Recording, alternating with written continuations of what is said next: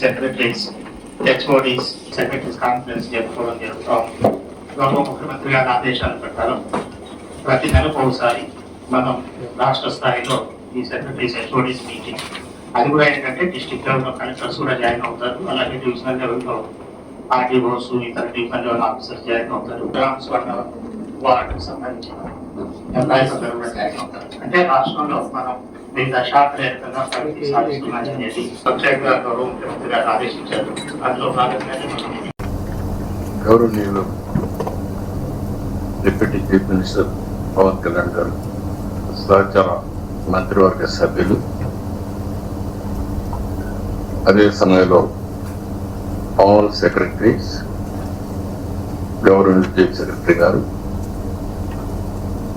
జిల్లా స్థాయిలో ఉండే ఇక్కడ ఫిజికల్ గా అటెండ్ అయినటువంటి ఆల్ డిపార్ట్మెంట్స్, అదే సమయంలో జిల్లాల్లో నుంచి వర్చువల్ గా అటెండ్ అయిపోయినటువంటి కలెక్టర్స్, జిల్లా అధికార యంత్రాంగం, డివిజనల్ లెవెల్ ఆఫీసర్స్, మండల ఆఫీసర్స్ అందరికి కూడా మనస్ఫూర్తిగా నమస్కారం.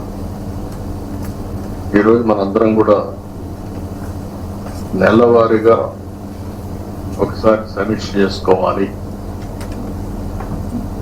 అదే సమయంలో యూనిఫామ్ గా అందరం కూడా ఒక మెసేజ్ లాస్ట్ మైండ్ లో ఉండే ప్రతి ఒక్కరికి చేరవేయాలి.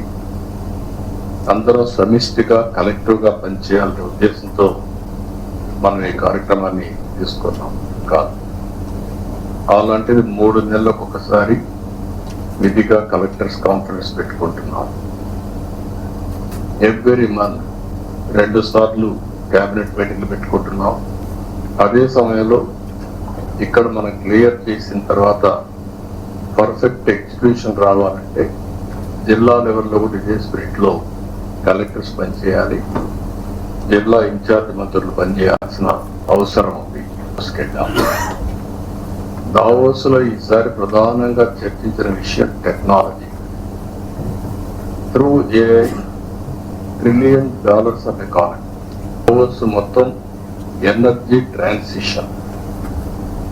ప్రపంచం మొత్తం ఈరోజు ఎనర్జీ మీద, గ్రీన్ ఎనర్జీ, గ్రీన్ హైడ్రోజన్ ఈ మాట్లాడుతూనే చర్చనీయాంశంగా మారింది. అంటే గ్లోబల్ కమ్యూనిటీ అంతా కూడా, లీడర్స్ అందరూ కూడా ఏది రైట్ ఏది రాంగ్ అని చెక్ చేసే పరిస్థితికి వచ్చారు. ఈ 2 విషయాలు మనం ఒకసారి గుర్తుపెట్టుకోవాల్సింది. మనం చేసిన 19 months నుంచి ఈ 2 కూడా సెంట్రల్ పాయింట్ గా పెట్టుకొని ఈరోజు RTGS కావచ్చు, లేకపోతే టెక్నాలజీ పెనిట్రేషన్ కావచ్చు, అదే మరి మొత్తం గవర్నమెంట్ డేటా అంతా కూడా సింగిల్ పోర్టల్ తీసుకురావడం కావచ్చు, ఇంకొక పక్కన AI అప్లికేషన్ కూడా వాడే పరిస్థితి మనం వచ్చాం.